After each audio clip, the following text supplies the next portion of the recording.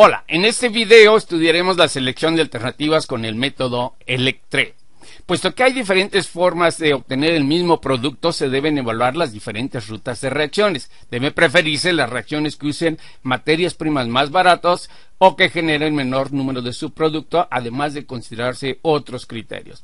Por ejemplo, que sean las más seguras, es decir, que ocurran bajo condiciones de temperatura y presión no muy severas y que en caso de accidente no ocurran daños graves. La selección de las rutas de reacciones que sean inherentemente seguras es un procedimiento complejo de toma de decisiones. Aquí vamos a presentar el método Electre para seleccionar aquellas que sean menos riesgosas en caso de accidente. Los ejecutivos de las grandes empresas, así como los dueños de las pequeñas, saben que no hacer el uso adecuado de la información puede causar una mala decisión y puede llevar a pérdida de ganancias o reducción de o problemas en la planta, ¿verdad? Bueno, los problemas de toma de decisión involucran varias alternativas, de las cuales hay que decidir a favor de una. Existen varios métodos en los que se jerarquiza. Estas se llaman métodos multicriterio. Por ejemplo, el método Electre, el método Prométhée y otros. El más simple de ellos es la suma de calificaciones ponderadas. Estos métodos son conocidos como métodos de ayuda en la toma de decisiones con múltiplo criterio, por sus siglas en inglés MCDA. Los métodos de análisis de múltiplo criterio tienen muchas aplicaciones, por ejemplo, en la discriminación de candidatos, en la selección de proyectos de inversión, selección de propuestas de acción, elección de la mejor ruta de reacciones, como se presenta en este caso. Primero, deben identificarse las N alternativas, que son acciones, candidatos, objetos, proyectos, entre los cuales se debe escoger una, presumiblemente la mejor. Luego se definen los M criterios, que son atributos de las alternativas y que de alguna manera miden su desempeño. En muchas situaciones, estos criterios son objetivos a maximizar o minimizar. Además, algunos serán triviales y otros serán vitales, por lo que es imperativo ordenarlas por su importancia. Para ello, cada criterio se le asigna una ponderación de peso de importancia, W, que representa su relativa importancia de acuerdo a las preferencias de quienes califican las alternativas. El siguiente paso en el proceso de toma de decisiones es calificar las alternativas en los criterios. Una vez que se tiene esta información, ya es posible pasar al análisis y manipular la información usando un método MCDA. Una notación estándar para las alternativas es usar A subíndice 1, A subíndice 2, etcétera, para cada alternativa. Los criterios serán C subíndice 1, C subíndice 2, hasta CM. Y para los pesos se tendrá W. Cada calificación dentro de la tabla de calificaciones se distingue por A subíndice 1, 1, A subíndice 2, etcétera. El método Electre fue creado por Bernard Roy en 1969. La palabra Electre es un acrónimo de una frase en francés. El método se aplica en dos etapas. Primero hay que construir unas relaciones de sobrecalificación entre las alternativas por medio de comparaciones por pares de las calificaciones. Y la segunda etapa, denominada de destilación o de explotación, determina el orden de preferencia. Usa la relación de sobrecalificación A subíndice H, S subíndice J, A subíndice K, en donde se expresa que la alternativa AH, o sea, estamos hablando de la alternativa con número de clasificación H, es al menos tan buena como la A subíndice K en la mayoría de los criterios J. Y no hay ningún otro criterio para el que AH sea notoriamente inferior a AA subíndice K. Veamos rápidamente el método, cómo se aplica. En la primera etapa, a partir de las calificaciones, formamos dos matrices, denominadas matriz de concordancia y matriz de discordancia. Usando la información de estas matrices se obtienen dos factores, denominados umbrales de comparación. Con ellos se aplica la segunda etapa, que es la prueba de dominancia. Y después, con la prueba de dominancia, se forma una matriz de dominancias donde se muestra el perfil de preferencias entre las alternativas. Bueno, veamos ahora paso a paso cómo se hace esto. Primero, la matriz de concordancia se forma con los índices de concordancia, en donde aquí, como expresa esta ecuación, solo se suman los pesos de los criterios en los que la alternativa A subíndice H sobrecalifica a la alternativa A subíndice K. Es decir, que la alternativa de la hilera AH en el criterio J es mayor o igual que la alternativa de la hilera K en la columna J. De la misma manera se forma la matriz de discordancia. La matriz de discordancia aquí va a poder, con el índice de discordancia, va a tener dos posibles valores. O es 0, siempre que la calificación de la alternativa AH es mayor que la alternativa A subíndice K. O bien se calcula con la fórmula que aquí se expresa, en donde se determina la máxima diferencia positiva entre las calificaciones, dividida entre el rango de las calificaciones en el criterio J.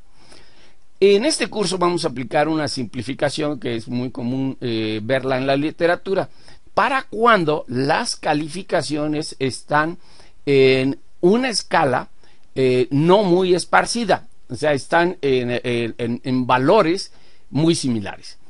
En este caso, por ejemplo, el índice de concordancia se simplifica eliminando el denominador. De la misma manera, el índice de discordancia se elimina el denominador. Bien, los umbrales de preferencia e indiferencia se calculan con el valor a partir del valor promedio de las concordancias, el factor P, y el factor Q con el valor promedio de las discordancias. P es denominado el umbral de preferencia, que se va a definir como el mayor o igual al promedio de estas concordancias, mientras que Q es el umbral de indiferencia, que se define como el mayor o igual al promedio de las discordancias. Veamos cómo se construye la tabla de dominancias. Primero, con las comparaciones por hilera, las alternativas de 2 en 2 en las matrices de concordancia y discordancia, se determina ese perfil de dominancia si se cumple la prueba de dominancia. La prueba de dominancia son dos. Primero, que las concordancias sean mayor que P y que la discordancia sea menor que Q. O sea, deben de cumplirse estas dos condiciones simultáneamente en la prueba, para indicar que la alternativa AH va a dominar o es superior o es mejor que la alternativa K. Sí y solo si se cumplen estas dos condiciones. Bien, después se forma la tabla de dominancias. En una primera etapa se definen dos listas con las dominancias. Primero una con las comparaciones por hilera de las alternativas y luego otra con las comparaciones por columna si se cumplen las pruebas de dominancia. Aquí vemos cómo va a quedar estas dos listas en la tabla de dominancia. Y en la segunda parte se determina la lista de preferencia o la jerarquía de las alternativas, ordenándolas según el mayor número de dominancias por hilera y el menor número de dominancias por columna. Así queda en primer lugar la que domina a las demás y ninguna la domina. Veamos el siguiente ejemplo en el que se trata de seleccionar la mejor opción de ampliación en un parque recreativo con nuevas instalaciones. Se tendrán 5 alternativas y se toma en cuenta una evaluación en 4 criterios: las ganancias, que es el beneficio esperado; el número de empleos, que son nuevos puestos de trabajo; los residuos, que es el porciento esperado en generación de residuos; y el criterio turismos, que trata con el aumento porcentual en el número de visitantes con respecto al actual. Nótese que el criterio C1, que es la ganancia, es considerado el más importante, ya que tiene el mayor peso. Además, el criterio de residuos hay que minimizarlo, en tanto que los demás hay que maximizarlo. Se invierte la dirección de las calificaciones de ese criterio, ya que el método Electre trata de maximizar la influencia de las calificaciones de las alternativas. A continuación hay que normalizar los pesos y determinar los valores de delta. Por ejemplo, en el criterio ganancia, el primer peso se normaliza dividiendo el valor del peso sobre el total. Así resulta el vector normalizado de los pesos. Y lo mismo para el cálculo de los valores de delta, que es la amplitud de calificaciones en cada criterio. En el delta 1 corresponderá para el criterio 1, que es la máxima calificación, que es 31, menos 8, que es la mínima, da un valor de 23. A continuación se calculan los índices de concordancia. En este caso tenemos para la concordancia de la alternativa 2 con respecto a la 1, como vemos aquí, el único valor en el que la calificación de la alternativa 2 es superior al de la alternativa 1 es en el criterio 3, así que resulta que el único peso que debemos sumar es el valor del criterio 3, que corresponde a 0.2381. A continuación se calculan los índices de discordancia. Por ejemplo, para el valor de índice de discordancia que compara las alternativas 1 y 2, sería D, 1 y 2, se hace restando las calificaciones elemento la 1, la de la hilera 2 con la 1.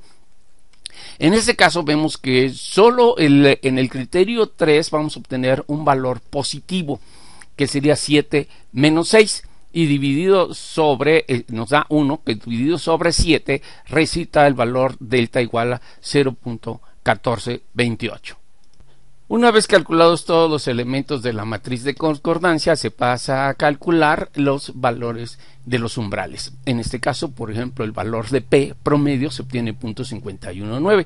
No existe ningún valor en la tabla de concordancia, así es que se toma el siguiente superior que existe en la tabla. Este sería 0.5714.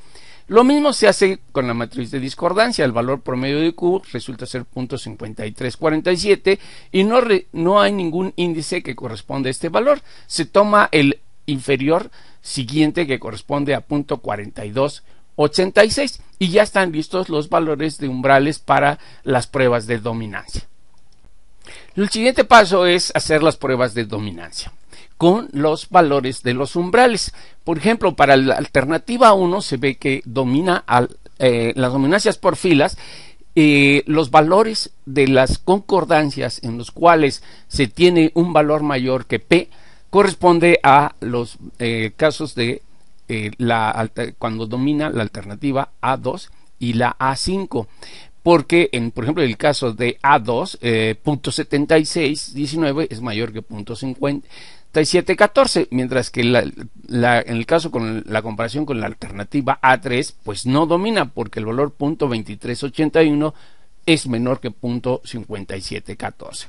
Y lo mismo resulta en el caso de las comparaciones de la dominancia de las discordancias al comparar con el valor de Q. Lo mismo se repite para el caso de la dominancia por columna. Por ejemplo, la alternativa A2, al comparar todas las valores de concordancia en la columna 2, resulta que los valores de esa columna alternativa 2 son mayores en todos los casos excepto en la hilera 5, y esto se pasa a corroborar después en las discordancias y se obtiene que solo que la alternativa 2 es dominada por la alternativa A1 y A4, porque se cumplen simultáneamente las dos condiciones de dominancia. Después se completa la tabla de dominancias calculando la columna de diferencias, que sería la diferencia del número de veces que una alternativa tiene dominancias por fila menos las dominancias que recibe por columna. Por ejemplo, la alternativa A1 domina a dos alternativas, a la A1, a la 2 y A5, pero es dominada por la A4, así es que 2 menos 1 nos da 1, que es la diferencia. En el caso de la alternativa 2 sería 0 menos 2, nos da menos 2. Después se determina la jerarquía u orden de preferencia y se obtiene que la alternativa 4 es la mejor alternativa por tener el mayor valor de diferencia, y aquel que tiene el menor valor será la alternativa 5, y esta corresponde a la última en la jerarquía u orden de preferencia de las alternativas. Sin normalizar los pesos ni usar delta se obtienen los mismos resultados con valores de P igual a 12 y Q igual a 6. Esto es recomendable hacerlo solo cuando las calificaciones entre los criterios no tienen un amplio rango de variación, es decir, cuando las calificaciones están normalizadas.